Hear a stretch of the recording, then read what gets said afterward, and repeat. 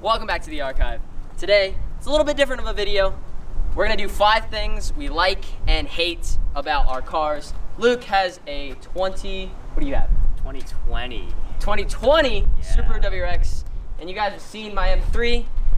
He's owned his for almost a year now. I've had mine for like 6 months. So we're gonna do a little bit of a review on what we hate and what we like about these cars. All right, guys, so I guess we're gonna start with my car. So, first and foremost, the best thing I like about this car, it is an M3, and all of them, you know, they're like the turbo 6 cylinders. I've got a big old 4-liter V8 in here. That's probably like my favorite part about this car. It sounds really good. It's got a deep throaty sound. There's not too many cars that sound like it. Revs at like 8,000 RPM. Probably one of my favorite things about this car. The second thing I like about this car is actually on the inside. So you're gonna need to start the car for this one.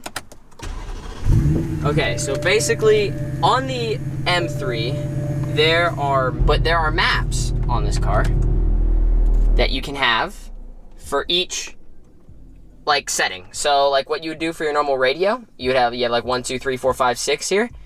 I have 1 set to do oil temperature, 2 does my like service required stuff, 3 is like basically kind of like a OBD2 thing, just basically tells me what's wrong with the car, 4 is tire pressures, 5 is like trip computer, and 6 is still a radio.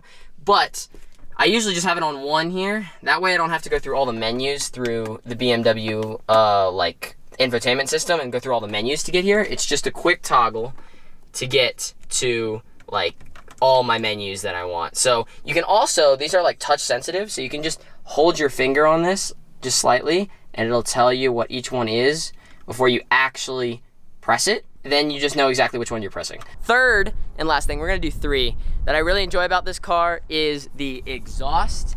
You guys heard it in the startup clip, but all it is just a muffler delete. I just got rid of the muffler. It's probably one of like the easiest mods you can do. You can just pay somebody or you can just hack it off yourself. I just paid somebody because I don't really have a hacksaw or a grinder at my house or in my home garage. So probably the exhaust is probably one of my favorites. It sounds super good.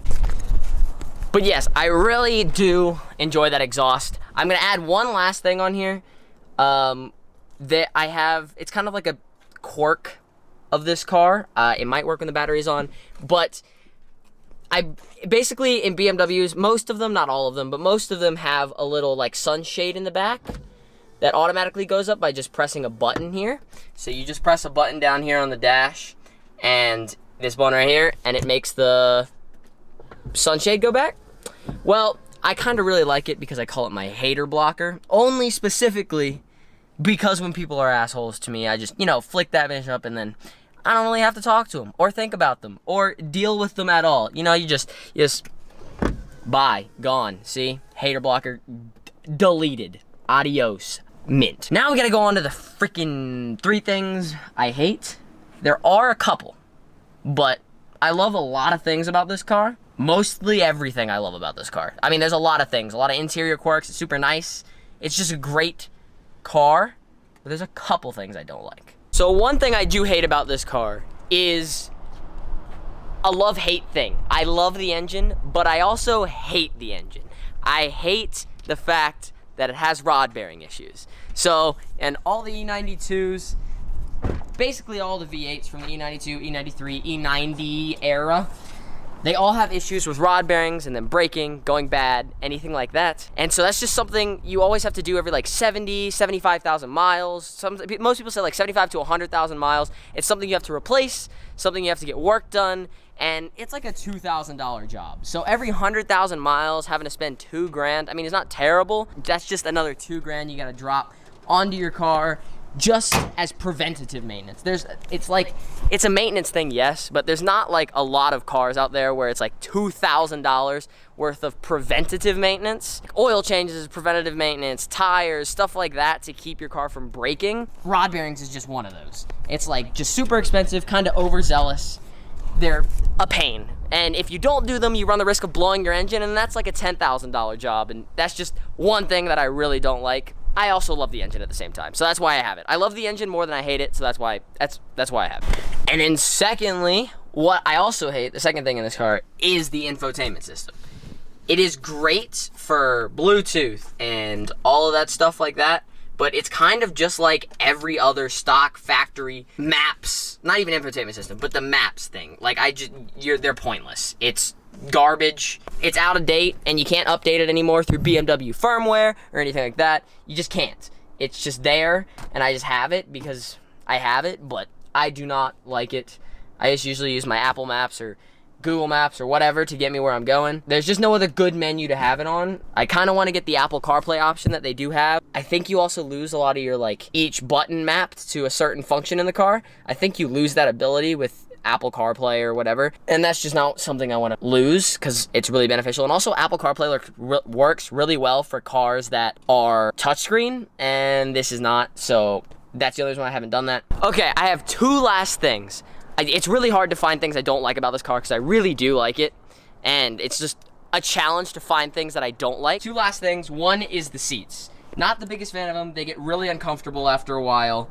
They are nice because they're electric, but they're just not very comfortable seats. They can hold you in, but they're not very comfortable for a car that's kind of like a GT car, a Grand Tourer, where you can go on longer drives. It's not the most comfortable thing. Like most of these things I've said that I don't like about the car, I can't control, and they're like from the factory, and that's just the price of, I should know this getting the car. It's just like, I'm struggling to find things. Like I said, it's kind of difficult. You'll probably see for Luke too. He'll find it'll get difficult once he tries to get to like the third thing he doesn't like about the car. There's just so many things that are good that finding something that isn't good is just kind of hard because everything about it is great. That's why we own the cars. We're gonna move on to Luke's and he'll tell you about things he loves and hates about his WRX. Okay, so a couple things I love about my car. The reason why I bought it, well, it's my dream car, but some things I love. First thing would be, of course, the engine. I'm a JDM boy 100%, so anything above 4 cylinders you don't need. Unless it's a 2J. FA20 engine, one of my favorite engines, top mounted, love it. Easy to tune, easy to mod. Also, bonus, it does have a snaily boy in it. It is tiny, and it can be upgraded, but it's right there. Tiny little turbski. But other than that, no complaints about it. I love it. Puts out 260, so tuning-wise, can't go wrong with it. So going along again with the iconic WRX look would be the hood scoop, because it's a top-mounted intercooler. I, for one, love a big hood scoop. That's one of the reasons why I bought this car, because I knew it would look good with a big wing, and it has a hood scoop, and those are two things that I need in a car. They're not functional really, but for me, it makes a big car. So another thing I love would be my trunk space. Along with the trunk, this is something that I did myself, that's the reason why I hate it. That'd be opening my trunk. This wing is a trunk back mounted wing. It's all the way on top on the back of the trunk, so opening it doesn't go up. I need to lift up like this, and the clearance between my wing and my rear windshield is almost non-existent. I do love the trunk space in my car because it's actually a usable car. I mean, it is a sports car, but I can use it for moving if I go skiing, something like that. And shutting it is annoying. It's gonna go like that. Now it's shut. Should I film this? You can film it if you want to. It's already filming, so you can just turn it over. These last two things I like about my car would be in the interior. First thing would be a flat bottom steering wheel. So you can see here, it's a little flat bottom, so it's a little sportier. Not too aggressive, so it's a nice little touch. The second thing that I like in the interior would be my pedals. They are bare metal. You look down here, as you can see, it's just straight metal. I love the aesthetic of them. So now on the things that I hate about the car, one would be the wheels. Stock wheels. It might be because I got a base. You wait until around about March. I have a surprise for you guys. Okay, so another thing that I hate would be the seats. So they kind of hold you in place. I mean, you got these things here. The only thing though is that they're not breathable whatsoever. So living in Utah when it's 120 degrees outside, my back sweats profusely in this. So it's just something that I wish they were a little more breathable or maybe cooled, but again, I can change that easily, so. So another thing that I hate would have been the factory shift knob it came with. It was very lightweight, and whenever I would shift, it just wouldn't feel like it would go in place. Obviously, I have an aftermarket one on, so that's an easy fix, easy to do, but it was just super light, and I'd when I was shifting, I didn't feel like I was actually shifting the car. I didn't feel like I was in gear. So I'd recommend getting a weighted one. And another thing I hate is there's no place for a phone in here. So I got 2 cup holders here. I have my Apple CarPlay stuff here. And this little pocket here, but if I was to put my phone here with it plugged in, it would get in the way if I shift. So I just wish they would have like a little compartment here or something. Wait, I could put my phone. All right, guys, well, that's pretty much everything. We've kind of like said things that we liked, things that we didn't like. Like I said, both of our cars are kind of like our dream cars. Obviously, we have way more expensive dream cars, but realistic ones, these are probably the most dream-worthy that we have right now. And we like pretty much everything about them. That's why it's really hard to find things that we don't like. But if you guys ever get a chance to drive either one of these cars in your own life, I would definitely recommend it. They're some of the most fun cars you'll ever drive. Thank you guys so much for watching. I hope you did, in fact, enjoy. And you always remember, you got one life. Live it. Make sure you get my Asian sign.